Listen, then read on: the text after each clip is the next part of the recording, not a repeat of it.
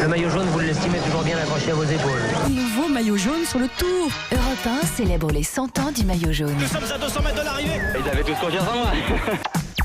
Avec aujourd'hui un coureur dont le talent n'a sans doute été récompensé à sa juste valeur, le luxembourgeois Andy Schleck, qui a perdu un maillot jaune sur un coup du sort, sur un ennui mécanique. Axel May. C'est un saut de chaîne entré dans l'histoire du Tour de France. En 2010, Andy Schleck, visage d'adolescent et chevelure blonde, a pris le maillot jaune dans les Alpes à l'issue de la 9e étape.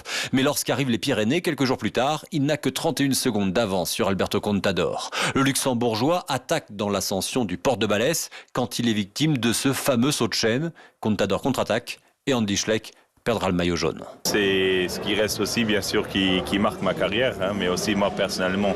Bon, si on le perd sur la route, parce qu'on est moins fort que l'autre, c'est une chose, mais si on le perd parce qu'on a un ennui mécanique, c'est une autre chose.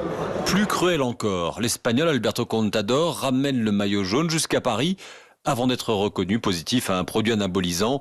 Et en 2012, Andy Schleck est déclaré vainqueur du Tour 2010. Bien sûr, j'aimerais bien monter avec le maillot jaune à Paris.